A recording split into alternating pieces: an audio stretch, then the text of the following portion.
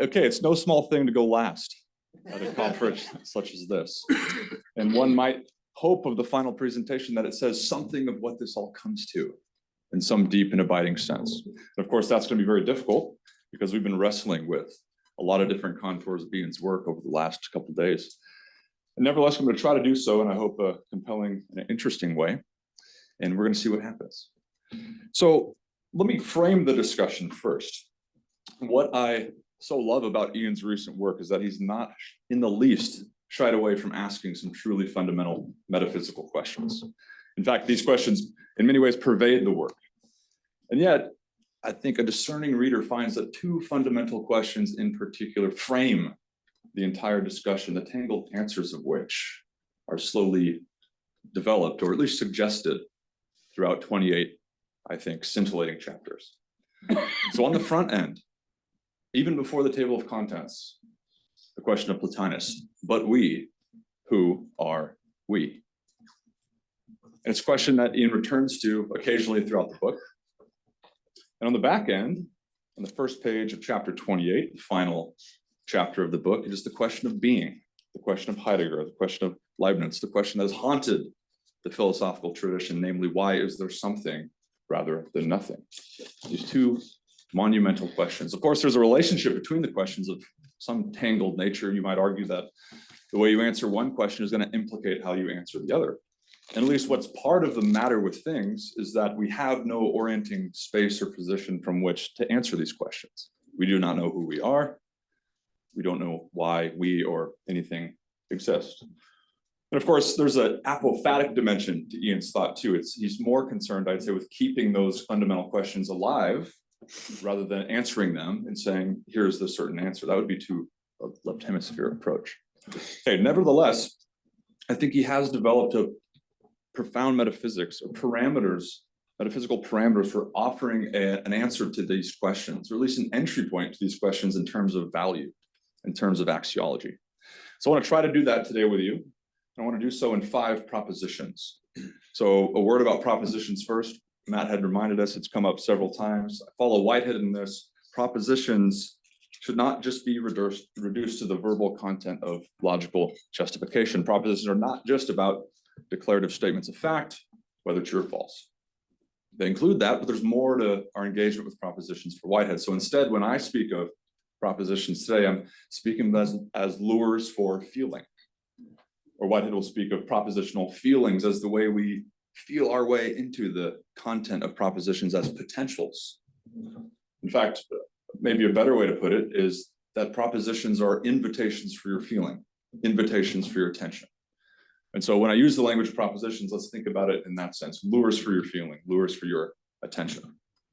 And I want to embed these 5 propositions in a constellation of different resources and quotations. Another thing I so love about Iain's book is the entire argument is carried along by his immense amount of resources, wonderful quotations. There's something to be valued about a quotation which fits perfectly an argument that's being made. And I think you've demonstrated that brilliantly. Proposition 1, first lure for your feeling. The cosmos is not anthropomorphic. Rather, human beings are anthropocosmic. In other words, we are an expression of this cosmos and not a deviation from it. I like this language of anthropocosmic. I thought I had invented it a few months ago, but as is usually the case, you find somebody got there before you. Okay, in this case, Harvard Confucian scholar Tu Wei Ming, who says, in this view, human beings are not merely creatures, but co-creators of the cosmic process. We must take responsibility, he says, for this anthropocosmic interplay. It's a beautiful way of expressing it. Of course, he wasn't alone. Nikolai Berdyaev, one of my favorite Russian scholars, the knowledge of man rests upon the supposition that man is cosmic in his nature. The French Jesuit priest, Teilhard, the person, the human monad is like every monad, essentially cosmic. Or one of my favorites, Raimundo Panikkar, Spanish scholar. The human community is not limited to its fellow human creatures. The human community is also cosmic, since the human being is an integral and even constitutive part of the cosmos itself. So of course, it's an ancient insight that we are part of the cosmos and not a part from it.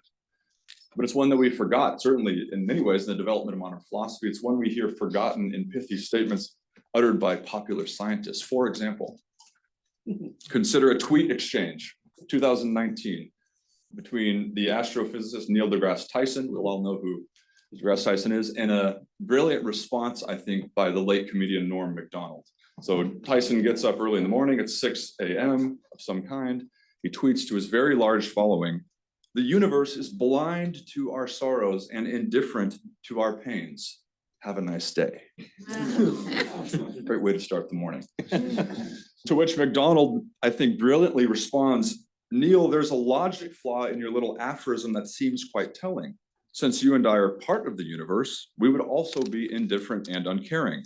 Perhaps you forgot, Neil, that we are not superior to the universe, but merely a fraction of it. Nice day indeed."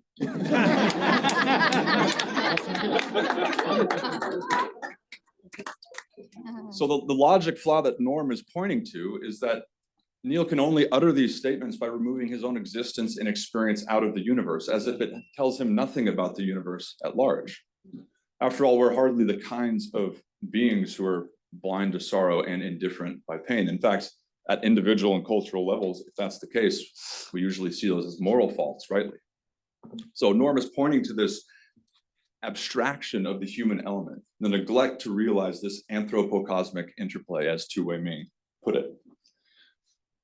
And so I think at the heart of Iain's work is a countering of this kind of pithy statement by deGrasse Tyson. And here I want to quote Iain's response as if it were somewhat of a response to statements like those of Tyson. So Iain says, "There's a parallel between the false view that we are separate from and over against nature and the idea that we are separate from and over against the cosmos. This cannot be true for the same reason in either case. We were born out of and returned to the one and the other. It therefore makes no sense, Neil, to set us up as proud, lonely, tragic figures, struggling against nature, trying to subdue her, or trying defiantly to bring love, goodness, and beauty into a hostile cosmos. Any love, goodness, and beauty we can bring come out of nature and out of the cosmos in the first place. Where else can they come from? Where indeed?"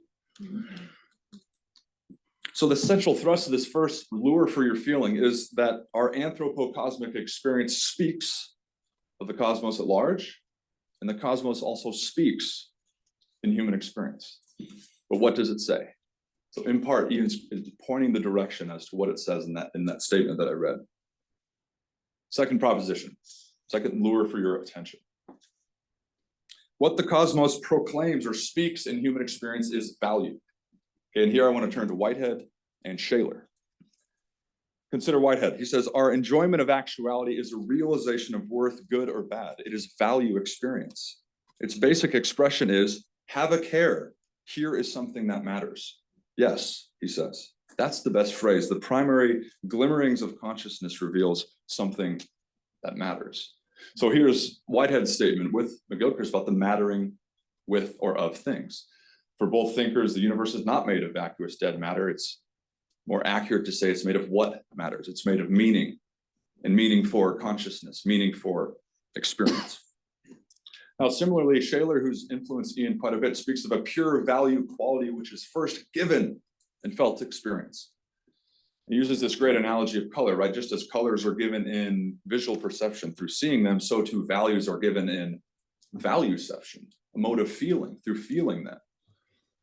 And valueception is deeper than conception, deeper than perception, arguably, for Shaler. But I like this analogy of color. If I were to show you a patch of green, for example, on the screen, we wouldn't have to sit back and analytically deduce what color is it that we're looking at. It announces itself to us. It proclaims itself to us. And there's something almost trans-temporal about color too. The green on the screen hypothetically would be connected in some way to the green of an ancient reed in the Nile Delta, say. We don't simply invent that. We find it imposed upon us. We discover it in a certain sense. And part of Iain's argument is that we approach value in a similar kind of way. The customary way to think of values is to see them as piggybacking on and arising out of our consciousness, a human invention. An alternative view is that values are not invented, but discovered and disclosed, and it takes life to discover and disclose them. That they declare themselves in and through the responses of living beings to the world and the world's response to them.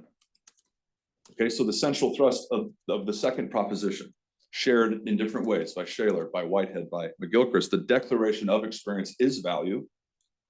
All experience is value experience. And experience is the feeling of value. Okay, but what else can we say about value? Let's go a little bit deeper. Proposition 3, where there is any value, there is an attendant spectrum or hierarchy of values. I want to return to Shaler here. Note his statement. In the totality of the realm of values, there exists a single order of ranks that all values possess among themselves. It is because of this that a value is higher or lower than another. This order lies, he says, in the essence of values themselves, and as does the difference between positive and negative values. It does not simply belong to values known by us. So here's a statement of Shaler's, an objective ordering of values of some kind that is what it is, independent of what I arguably think about it.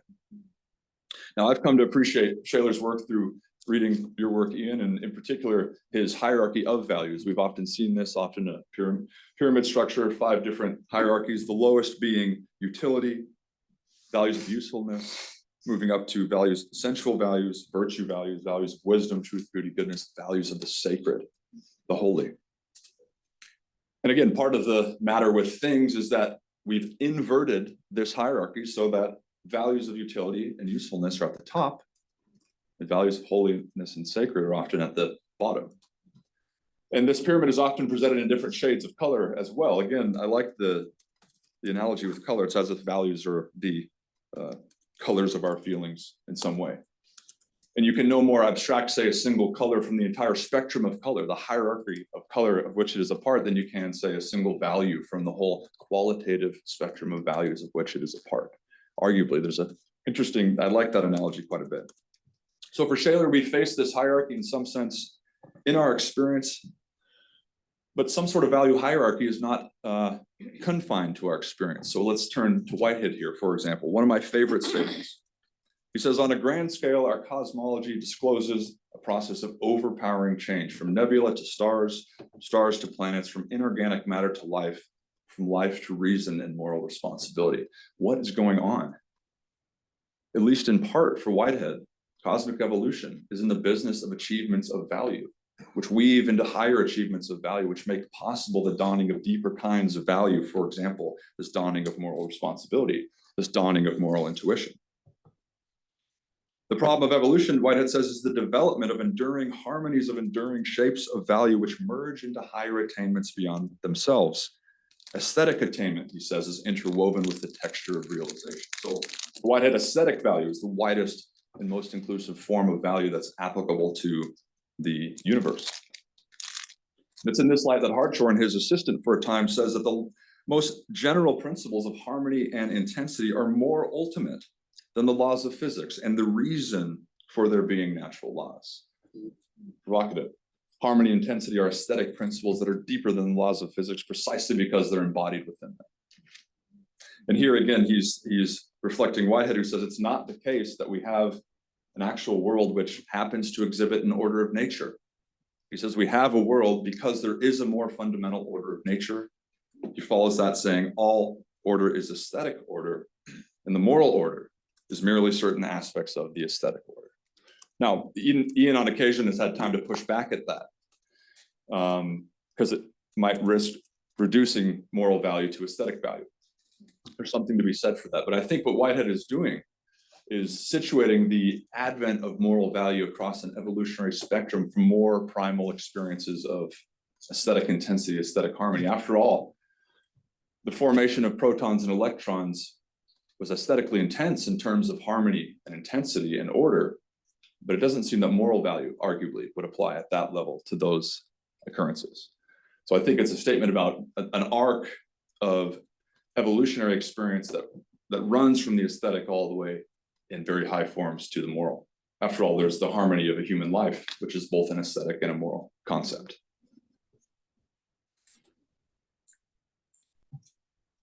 Okay, the third thrust then of this, the third principle, human experience and both cosmological and biological evolution arguably presuppose this hierarchy of values, this continuum, what Hartshorne called the affective continuum of felt values. Okay, but we can still go deeper, I think. Fourth proposition, fourth lure for your feeling, for your invitation. In the hierarchy of values, there's an asymmetrical relation among higher values, which are inclusive, and lower values, which are exclusive. And I want to quote here James, a quote by William James, which Iain also quotes. This is a beautiful expression of this. And it's reflective. James says, looking back on my own experiences, they all converge towards a kind of insight to which I cannot help ascribe some metaphysical significance. The keynote of it is invariably a reconciliation. It's as if the opposites of the world, whose contradictoriness and conflict make all our difficulties and troubles, were melded into unity. Not only do they, as contrasted species, belong to one and the same genus, but one of the species, the nobler and better one, is itself the genus, which so soaks up and absorbs its opposite into itself.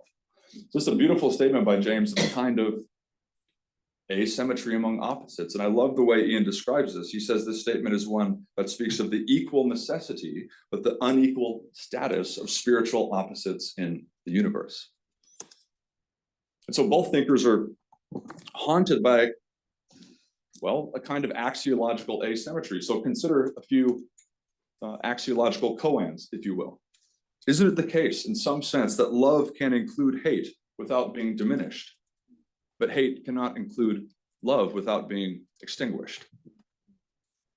Goodness, we might say, can include evil without being diminished, but evil cannot include goodness without being extinguished. Harmony, we might say, can include discord without being diminished, but discord cannot include harmony without being extinguished. Or order, perhaps, can include chaos without being diminished, but chaos cannot include order without being extinguished. And of course, we can argue about those. And what I'm pointing to is this haunting sense of axiological asymmetry that seems to be there in the nature of things. But it's not just axiological asymmetry. So Iain has argued at various lengths to point to various other asymmetries. And his quote of Louis Pasteur, I think, is instructive in this regard. So Pasteur says, the universe as a whole is asymmetrical. Life is dominated by the effects of asymmetrical forces, whose enveloping cosmic existence we sense intuitively. I would even say, Pasteur continues, that living species are primordially, in their structure, in their external forms, functions of cosmic asymmetry. So the central thrust of the fourth principle then, that we intuit value as a kind of cosmic asymmetrical force in some way. And if that's the case, wouldn't that begin to shed light on the foundations of being itself? Wouldn't that give us perhaps grounds to begin to speak to the reason for or the meaning of existence as such? Okay, fifth and final proposition. Namely, that the reason, or say the meaning for the world and life itself, consists in its ability to respond to the positive proclamations of value which asymmetrically ground its being. And there's a number of thinkers we can point to here. Iain quotes rightly, I think, Thomas Nagel's striking statement that value is not an accidental side effect of life. Rather, there is life because life is a necessary condition of value. So here's a statement that value itself is deeper than life. You don't have value because of life. You have life because of value. Value is the deeper concept. Similarly, Philip Goff in his recent work is along the similar kinds of lines, speaking of fundamental facts that are as basic as the axioms of mathematics or the laws of physics, facts of better and worse, or facts about how people ought to behave. And he says value facts, if there are any, must be primitive facts in their own right. To say that they're primitive means that in some sense they're necessary, they're eternal in some deep sense. Now, Goff is re-energizing deeper work that is done by John Leslie, the British-Canadian philosopher, his axiarchism, which says necessarily, eternally, there can be ethical requirements for the existence of various things, needs for them to exist. So for Leslie, the reason we have existence as such, the reason we have a world is because it satisfies an ethical need for it. Ultimately, we have a world because it's good that it exists. And when we get to the element of goodness, we're at a stopping point. We've given an axiological answer for why there is anything. Challenging. Now, Whitehead can be seen as part of this, for example, in the combined statement, all ultimate reasons, he says, are in terms of an aim at value. Life exists for its own sake as the intrinsic reaping of value, and that existence is the upholding of value intensity. That existence already is an achievement of value. So these different statements, constellation of statements, are beginning to the reason for being, the reason for the world. Maybe we can answer in terms of value. What about the meaning of the world? N.O. Lasky, Russian existential scholar. Value is something which pervades everything. It determines the meaning of the world as a whole, as well as the meaning of every person. Everything that exists, and even everything that may exist, there's that domain of possibility, is of such nature that it not only exists, but contains within itself either the justification or the condemnation of its being. Whitehead on meaning. And in fact, this is just a partial statement, but Whitehead is responding to the question of where is it that he thinks philosophy should start? And the statement is a part of his answer. He says, our enjoyment of the values of human art or of natural beauty, our horror at the obvious vulgarities and defacements which force themselves upon us, all of these modes of experience are sufficiently abstracted to be relatively obvious. And yet, evidently, they disclose the very meaning of things. Again, a statement about value and meaning. So there's possibilities of value, there's possibilities of meaning that are in the nature of things. So here McGilchrist is absolutely right on. It's not we who originate the possibility of truth, goodness, or beauty in the cosmos. He says, I see value as intrinsic to the universe and the possibility of appreciating and responding to value, therefore fulfilling its potential as one reason for the cosmos to have evolved for life. And yet, arguably, in a Weltanschauung, which sees value as an ontological primitive, we might have grounds to say that value is not just one reason for the universe to have evolved, but the reason the universe has evolved, the reason, hypothetically, we have a universe at all. Okay, so we've seen 5 propositions as lures for your feeling, invitations for your attention. 1, the cosmos is not anthropomorphic. Human beings are anthropocosmic. 2, what the cosmos proclaims in human experience is value. 3, where there is any value, there is an intended spectrum or hierarchy of values. 4, in the hierarchy of values, there's an asymmetrical relation among higher values which are inclusive and lower values which are exclusive. And 5, that the reason or the meaning of the world and life itself consists in its ability to respond to the proclamations of positive value which asymmetrically ground its being. And I want to conclude here with a final challenge. And I think it's a sort of through line that runs through Iain's work, namely the challenge of moving from a merely propositional way of knowing to a dispositional orientation towards the world. What would it be like to develop a kind of attitudinal axiology that is transparent to these, well, transcendent values which ground our being, which find expression in us, which arguably point an arrow over our shoulder towards an arc of human purpose and human meaning? And if we could do that, wouldn't that be a way of answering who it is we are and why it is that we or anything should exist? Thank you.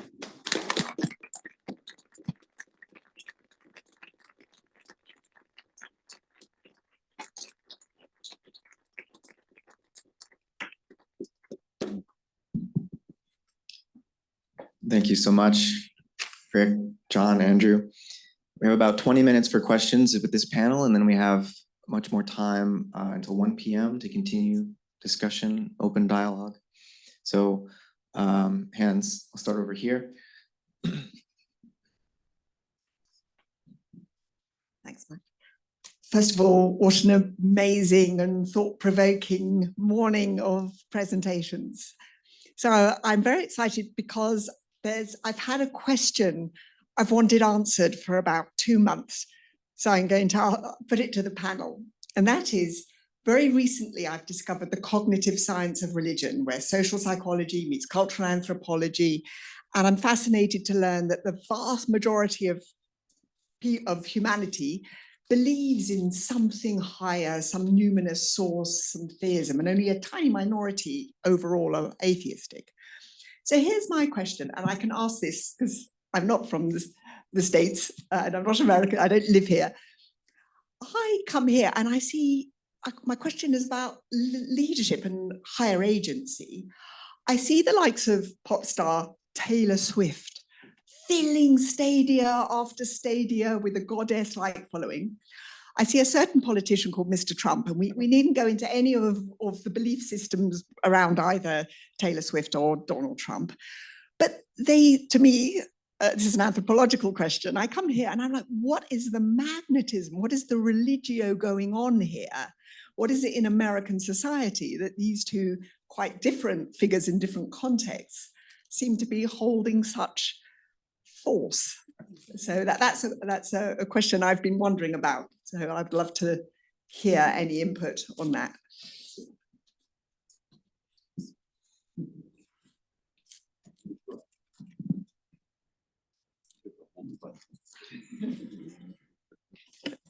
Hold here. You know, thank goodness that Taylor Swift opposes Trump.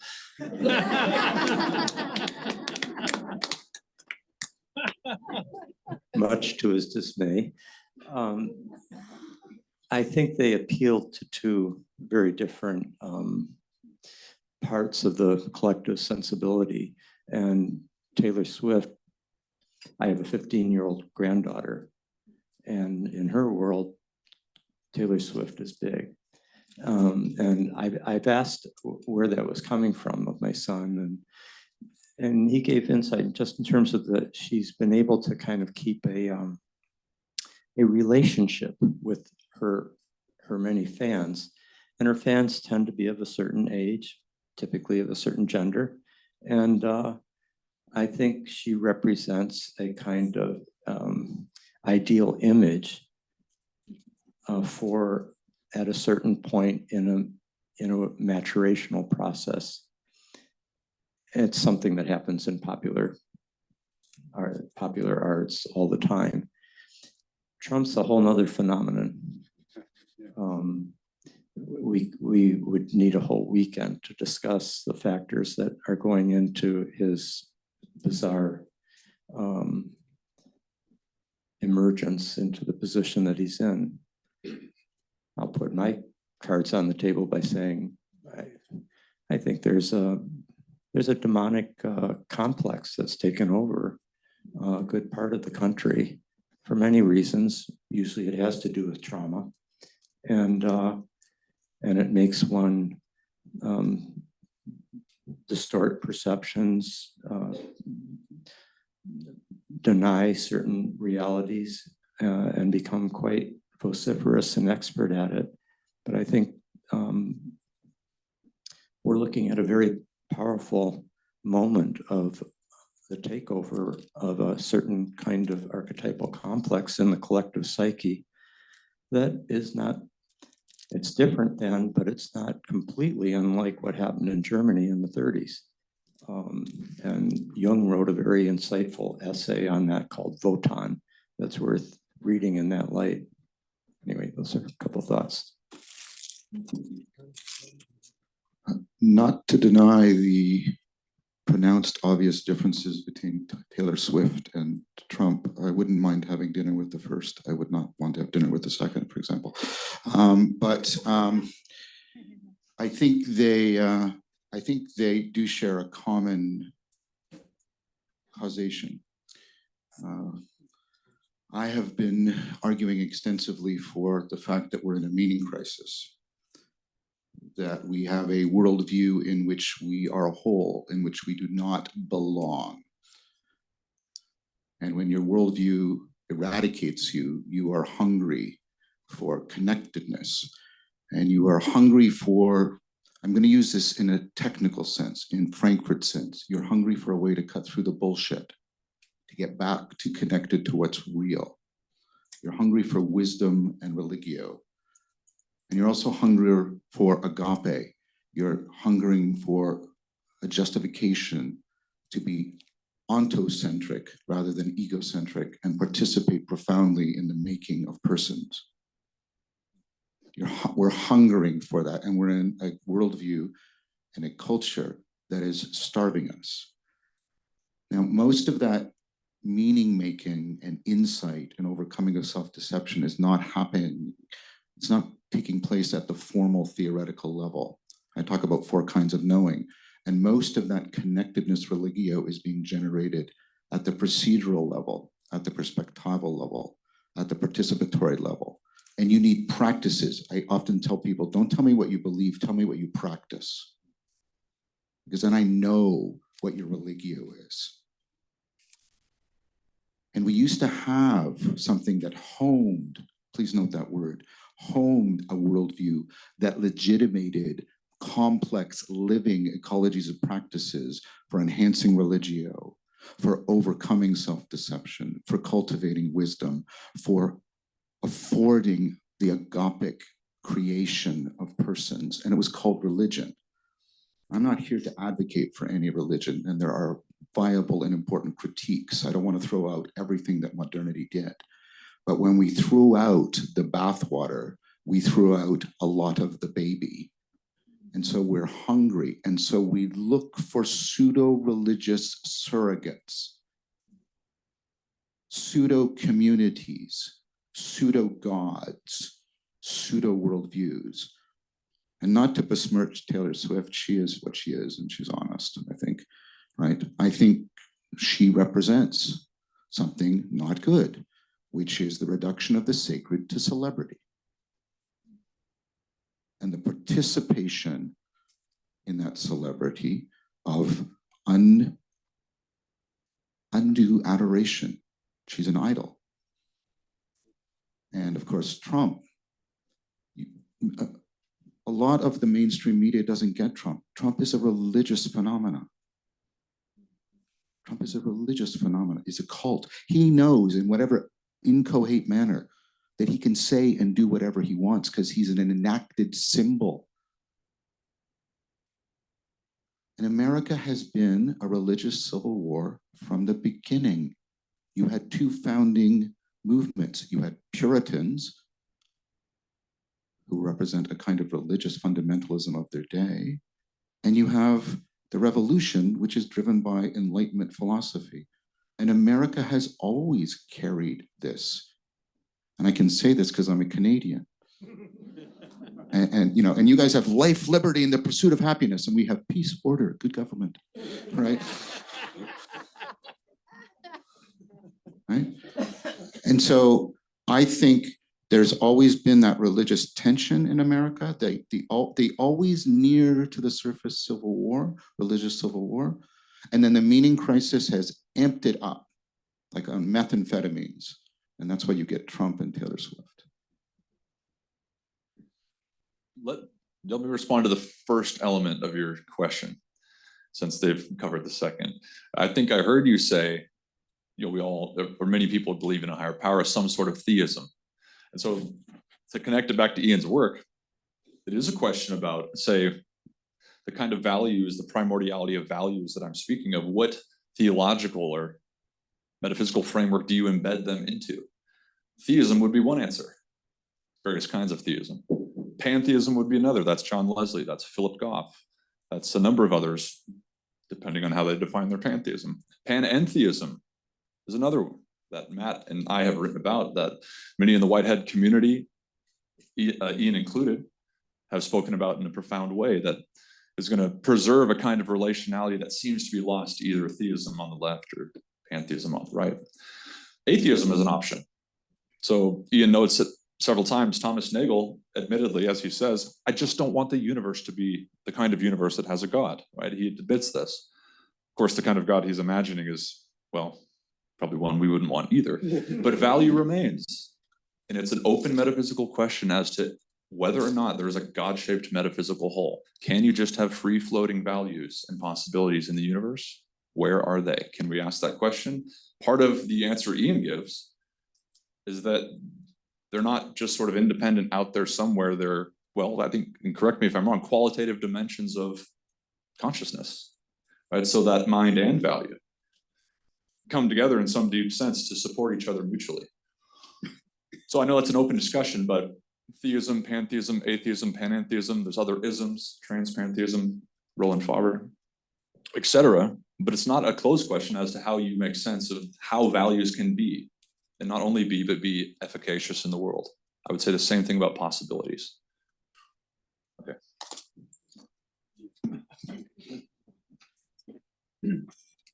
So I'm going to be very bad and just respond to some of the things you said, all three of you. There were three things that came to mind. One was this story of Calvin that I didn't know, this little boy who sees the universe. And it put me in mind of a saying of the wonderful Peter Cook, who's a British comedian. When I look out at night at the wide expanse of the stars and the whole glittering heavens, I realize how unimportant they are. And,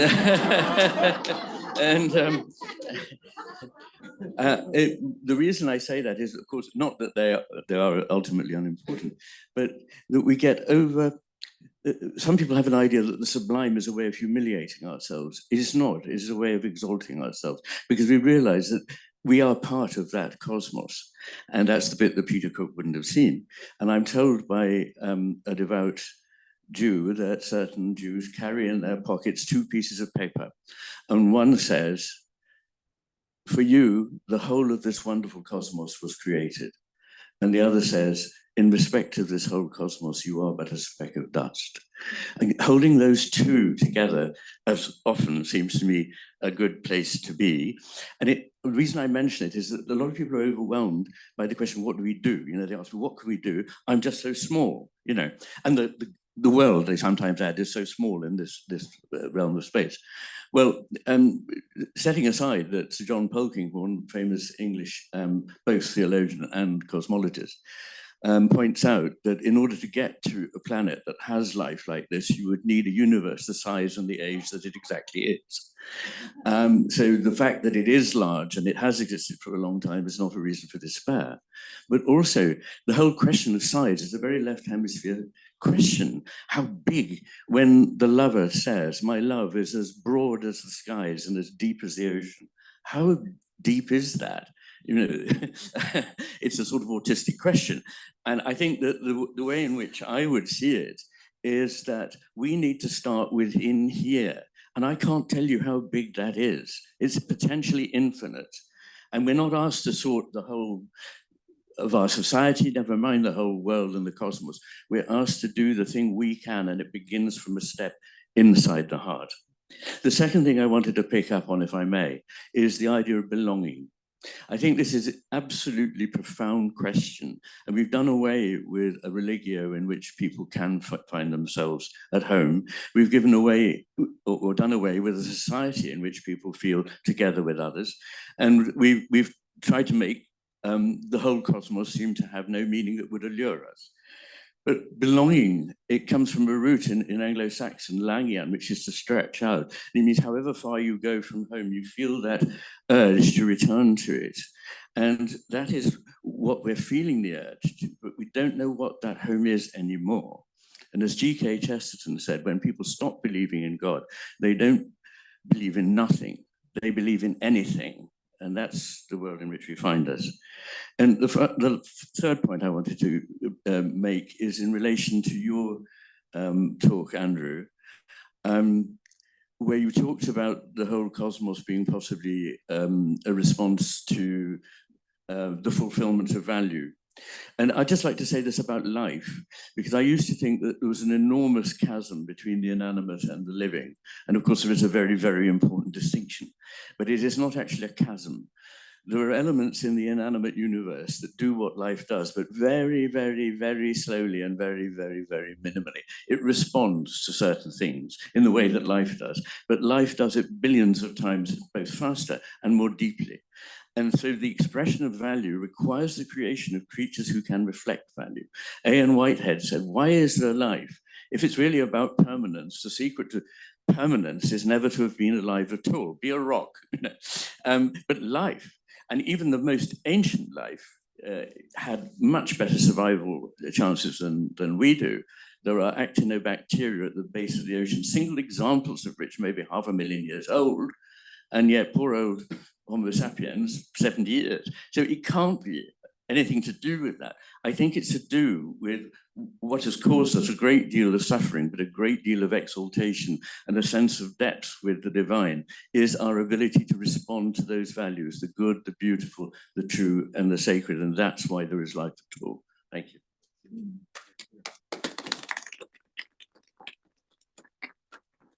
Thank you so much for your talks. They were I'm right here, very inspiring. And I keep circling back to this idea of vocation. And I really feel that a conference like this, obviously we have all these concepts and facts and arguments swimming in our heads, but what I take away most of all is a sense of vocation, a calling. What are we doing here? Where are we going? I don't have a clear answer to those, but I have a much clearer sense of vocation from this. So thank you. And from that sense of vocation, I have to say to John, so I loved your talk and I'm completely on board with what you're doing, but I totally disagree with your reading of Aristotle, and I promise you it's not the right reading of Aristotle. I love Nishida. He's also incorrect on this, and Bergson says the same thing. Bergson's in my heart, but he's totally wrong. I spent my dissertation, Aristotle's theory of dynamics, disproving this view of substance and all of this in Aristotle. So I can refer that to you more if you're interested, but yeah, I have to throw that out.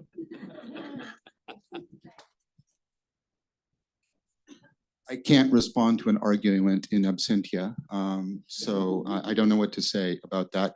I don't need the interpretation of Aristotle to be right, because the people that interpreted Aristotle, the nominalists, did what I said they did, and that's all I need for my argument. Okay. I'm just going to say, and this would be an interesting conversation for another time that we might have, which is that nominalism arises for a number of reasons, and one of them has to do with Aristotle. But it also, there is just a very strong theological reason to want to give God such omnipotence over his creation that and nominalism seemed to serve that, because no longer would all these archetypal forms and universals of have their own goods that they're enacting, but only God decides what's good. And it was seen by the nominalist medieval theologians in their effort to elevate the transcendent above the immanent, that nominalism would serve that, little realizing that nominalism was the step to materialism and the end of their Christendom. Anyway, it's a longer, be an interesting conversation to have, at least. Anyway. I don't disagree with that at all, but I do think that that move is also born out of a commitment to seeing God as the single substantial source of all properties, right? So I think those two are bound together and they belong together in a pernicious sense of belonging. Or no, we'll talk later. Yeah, never mind. I'm happy to mediate a YouTube dialogue between Jack and John. So we're gonna do a question online, and then there's a question over here. Yeah, this online question comes from Sean Kelly. Sean states, I'm wondering if people could comment on the relatively autonomous role of both gender, in parentheses, patriarchy, and political economy, in parentheses, capitalism, in the evolution of consciousness, a role which, though clearly bound up with the brain hemispheres, must also feed back on the latter. In other words, if the hemispheres create worlds, to adapt one of Rick's favorite phrases, the world also creates the hemispheres.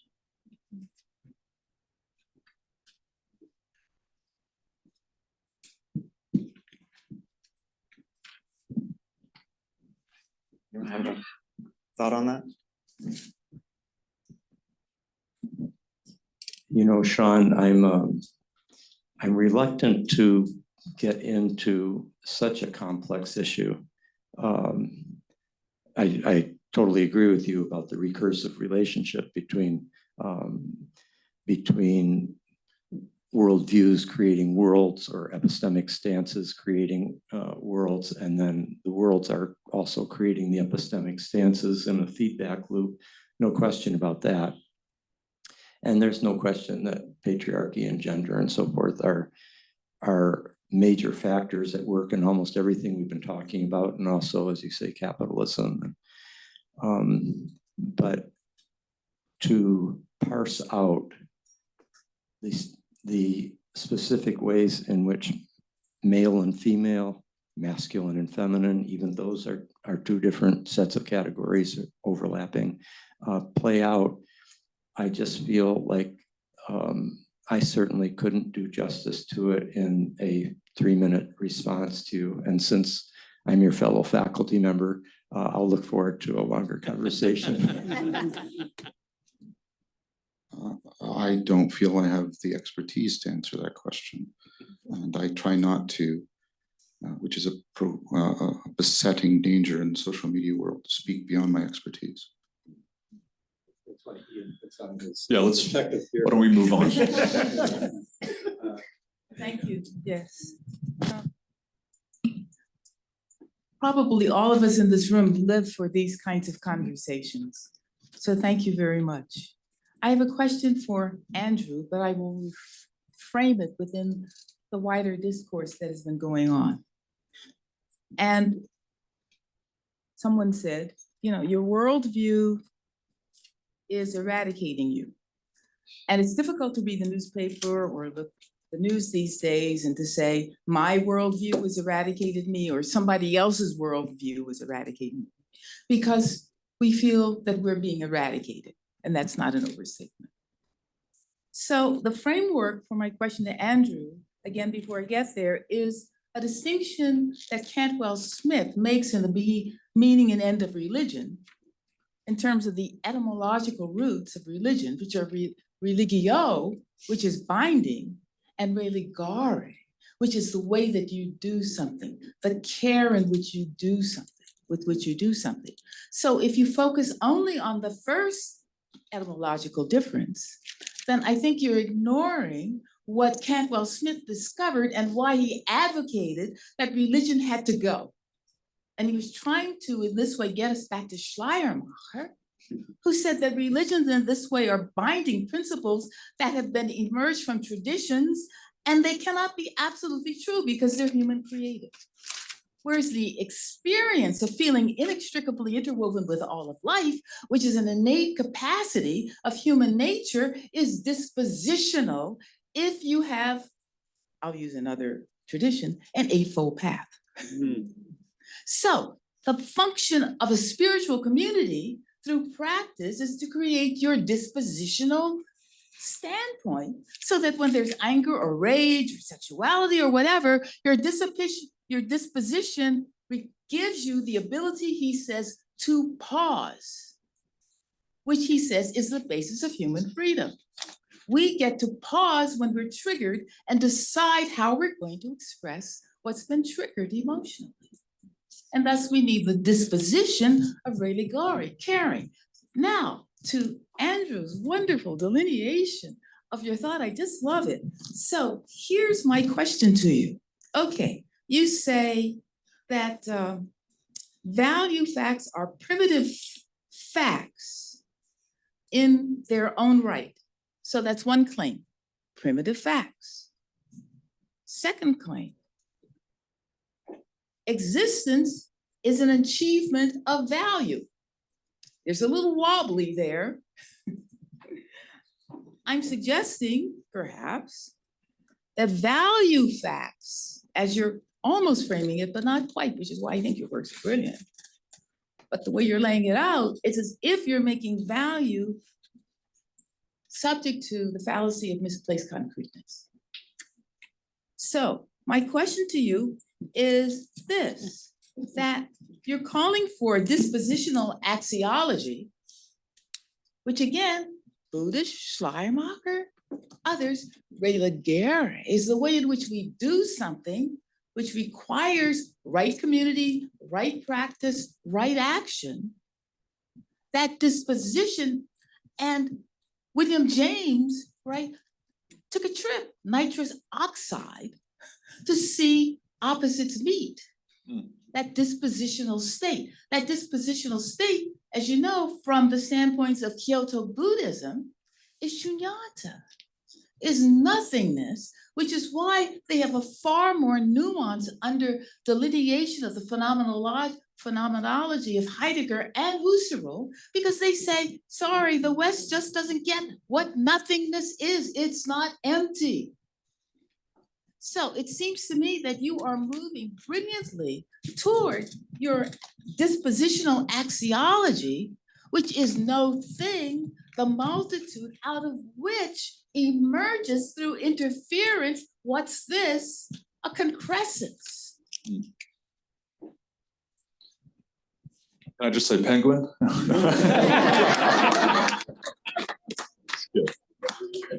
Thank you, Tandega. I mean, there's a lot there, so I will not be able to respond to all of it. Maybe just 3 points. So the claim that values are primitive facts, right? And I was quoting Philip Goff there.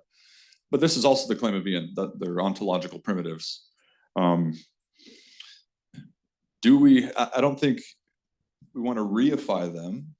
But so part of where Whitehead's fallacy of misplaced concreteness would come in play here is that we're reifying abstractions, right? We're making concrete what is fundamentally not. And he sort of critiques the tradition for doing this. So I do think we want to be careful not to reify values or possibilities, et cetera. We need to embed them in a framework of metaphysical coherence. And again, that's a step where I think we make certain theological moves, arguably conceptually, whether it's panentheism, et cetera. You made a comment also about existence being an achievement of value. And I think what I would say there just briefly is that the whole divide between fact and value, at least in Whitehead's scheme, disappears. And he admires the Romantic poets for this quite a bit. Chapter 5 in Science in the Modern World is a beautiful praise of the Romantic poets who were protesting on behalf of value. So I think what he means, at least when when existence is an achievement of value, is that it's an achievement of a kind of harmony. The many become one or increased by one. What's achieved in the many becoming one is a harmonious, intense achievement. And that's an achievement of value, at least at an aesthetic level. And so in his early Harvard lectures, he talks about the world being about the becomingness of values. It's values that are becoming. So I know that doesn't begin to get into all that you were saying, but let's chat afterward. How about that? Wait, just one comment about dispositions. Oh, thank you. Yes. Okay, so her comment about dispositions, and I totally agree with that. I was giving that indication at the very end that we cannot just hold these propositionally, however nice they feel. We have to channel them somehow into dispositional orientations. And I think small groups, that has been this theme that has come back several times, is the way in which you do that. Religious small groups, spiritual small groups, various forms of small groups where you channel and live out live out the axiology, right? Let it not be just a merely possible theoretics. Great. Let it channel into practice. That's what wisdom is, arguably. You can know all sorts of things and still be an asshole. Really. Yeah. If you don't channel what you know in the form of value into the way you live, I don't think you're yet wise. But thank you. Yeah. Whitehead says every concrescence is a social effort. It involves the entire universe.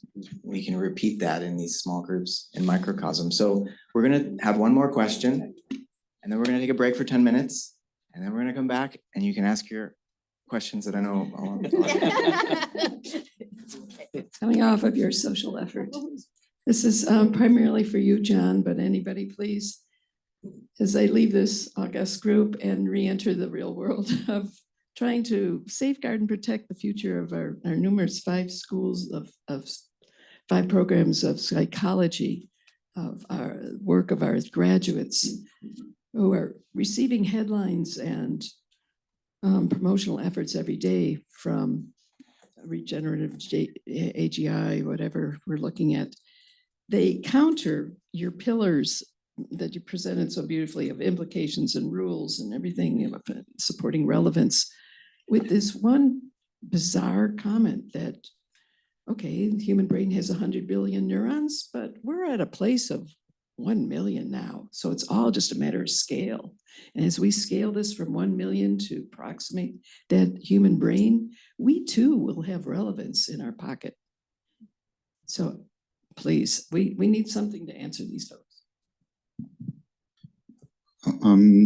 So that is to turn a difference in kind, a qualitative difference, into a mere difference of quantity, which is, as I tried to argue, that these processes, because they presuppose relevance realization, just making them faster and more complex is not going to generate relevance realization, because they are incapable of doing that, because they fundamentally presuppose it.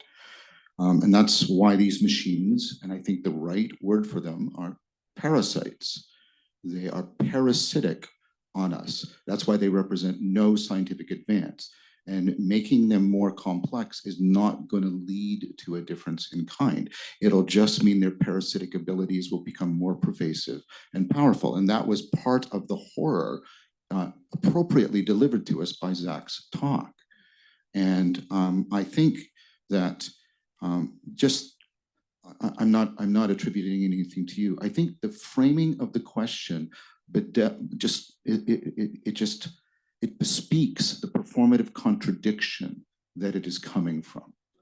Just repeating how they say it to me. Right, and so it's, now what I want to make very clear is I'm talking to a lot of people inside, and I can't reveal most of their names because they need to remain anonymous, but they are trying to bring this wider sapiential framework to bear on the question, I should say, of AGI.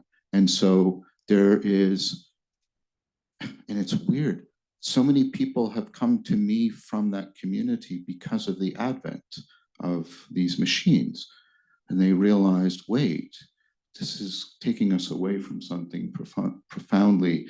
They have a sense that something is profoundly missing, but they know that their conceptual grammar and their theoretical vocabulary can't get them to articulate what's missing. Can I say one thing to Andrew? I'm going to break the rules.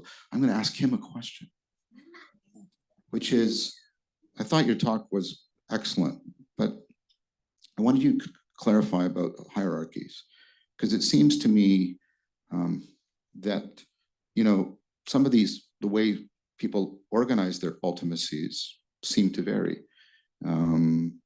Whether or not you take this to be accurate, and there's some dispute here, obviously, but, you know, the Kyoto School says that the West has prioritized actuality and the East has prioritized potentiality. Or you can even look in the history of the West. We had emanation ontologies that were predominant, and now we're in emergence. I think the late Neoplatonists realized that there's symmetrical problems for both of these, and if you try to privilege one of these over the other, you get into problems. And so there seems to be a wide variety, and I can speak to others. I just hope that's gonna. There seems to be a wide variety around which people build hierarchies of ultimacy and value, and I wonder what that means to you. Thanks, Sean. Right, so does actuality come first? Does potentiality come first? Are we moving from the ground up, from the top down? I think the way you include all of those as implicating each other is precisely through relationality, as I've argued in my text.